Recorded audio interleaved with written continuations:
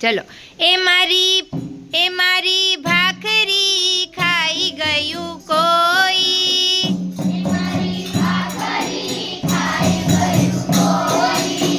એ મારી ભાખરી ખાઈ ગયું કોઈ,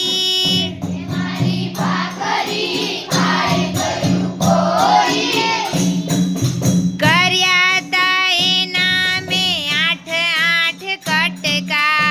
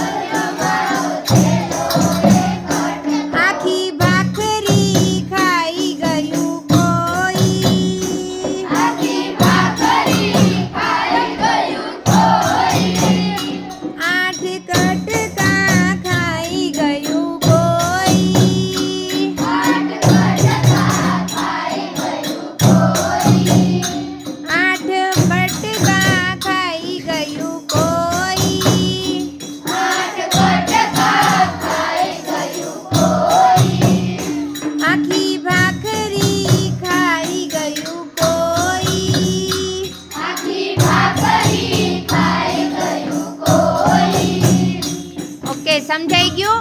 8 કટકા હોય, 8 કટકામાંથી પહેલો કટકો ઊભો થશે, પહેલો ઊભો થાય એને શું કહેવાય? 1/8. 8 કટકામાંથી 1 એટલે 1/8. હવે 8 કટકામાંથી 2 જણા ઊભા થઈ જાઓ. હા, તો 2/8. આ કેટલો ભાગ કહેવાય? ચોથો ભાગ કહેવાય. કેટલો ભાગ કહેવાય? ભાખરીનો ચોથો ભાગ ખાઈ ગયું કોઈ. પછી ત્રીજો ભાગ ઊભો થશે 3/8.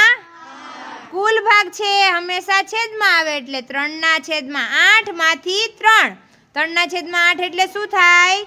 8 માંથી 3. અવાજ તો ન આવ્યો. 8 માંથી 3. હવે 8 માંથી એના પછી 4 ભાગ લઈએ તો 8 માંથી 4 ભાગ, તો 8 કુલ ભાગ હોય એમાંથી 4 ભાગ લીધા તો કેટલા ભાગ લીધા? અડધો ભાગ લઈ લીધા ને? તો અડધા ભાગની ભાખરી ખવાઈ ગઈ. તો અડધો ભાગ એટલે 1/2. અડધા ભાગને શું કહેવાય?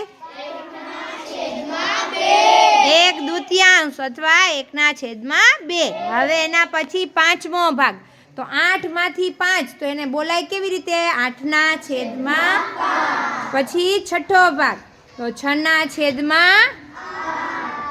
એને પોણો ભાગ કહેવાય ને? અને છેલ્લે 2 કટકા જ વધ્યા. એ 2 કટકા ઊભા થાવ તો એ કેટલા કટકા વધ્યા કહેવાય? પા ભાગના કટકા વધ્યા કહેવાય? ચલો, તો એમ કરીને આખા 8 માંથી 8 કટકા ગણો. એવી રીતે આખી ભાખરી થઈ જાય છે. સમજાઈ ગયું બધાને? આ તું અપૂર્ણાંકનું ગીત. કેનું ગીત? અપૂર્ણાંક.